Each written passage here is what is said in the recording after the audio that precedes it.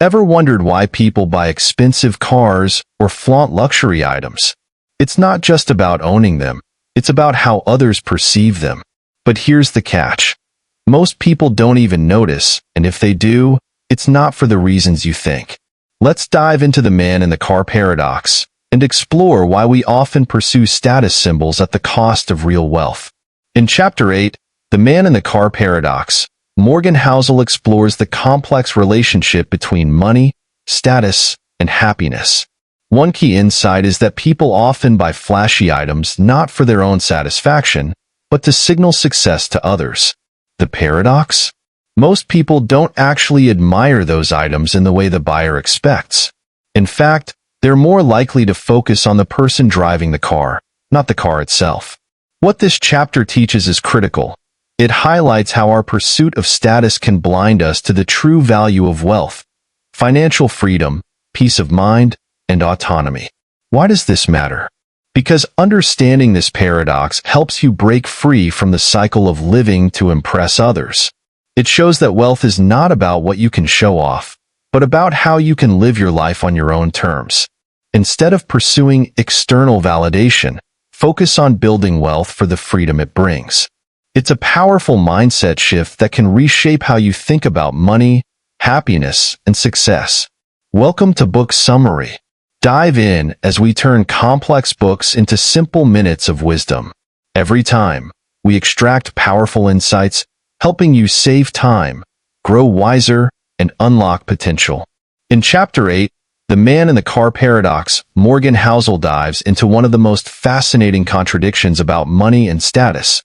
We often think that the things we buy to impress others, like luxury cars, flashy watches, or expensive homes, are seen and admired by others the way we hope they are. But the truth is, most people don't actually care. They may notice the item, but what they're really paying attention to is the person behind it, and often, they don't think about the person or their wealth in the way the owner expects. Housel uses the example of a luxury car. When someone buys an expensive sports car, they might think they are signaling success and sophistication to everyone around them. The paradox is that, while people may glance at the car, they're rarely thinking, wow, this person is rich. Instead, they're likely thinking, I wonder if that car is fun to drive. So, even though the car is supposed to communicate success, it's the driver who's ultimately the focus, not the car itself. Housel also points out that, in many cases, the people we're trying to impress don't care as much about our possessions as we think. For example, you might buy a beautiful house or a high-end watch because you want others to admire it, but often, people are more focused on their own lives than you realize. They might admire your success for a moment, but they quickly move on. What does this mean for your relationship with money? It's a wake-up call that chasing status through possessions is not a sustainable or fulfilling way to measure your worth or success. The key takeaway from this chapter is that true wealth isn't about what you have, but about what you don't have to show. Real wealth gives you the freedom to live life on your own terms, without constantly needing to impress others. Housel emphasizes that wealth is often invisible. It's in the things we don't see, like savings, investments, and the ability to live without worrying about money.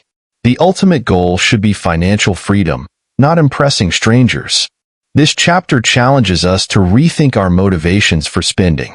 Are we really buying things because we want them, or are we buying them to project an image to others? The message is clear. Stop chasing external validation and start focusing on the kind of life you want to build for yourself, one that is based on personal freedom, not public admiration. Thank you so much for watching. I hope you found the insights from Chapter 8, The Man in the Car Paradox, as eye-opening as I did. It's always so refreshing to challenge the way we think about money, wealth, and what truly matters in life. If you're ready to dive even deeper into understanding the real nature of wealth, you're going to love the next chapter. In Chapter 9, Wealth is What You Don't See, Morgan Housel flips the script on the flashy, in-your-face view of wealth. This chapter reminds us that real wealth is often invisible. It's the things we don't see, like savings, investments, and financial security. You'll discover how much of wealth is built quietly behind the scenes, and why it's often the people who don't flaunt their success who are truly the wealthiest. It's a powerful perspective shift that could completely change how you approach your finances. If you're ready for more powerful lessons on money, success, and happiness, make sure to check out Chapter 9. I guarantee you'll walk away with a whole new way of thinking about what it means to be truly wealthy. Thanks again for watching, and don't forget to hit the like button and subscribe if you haven't already. See you in the next video.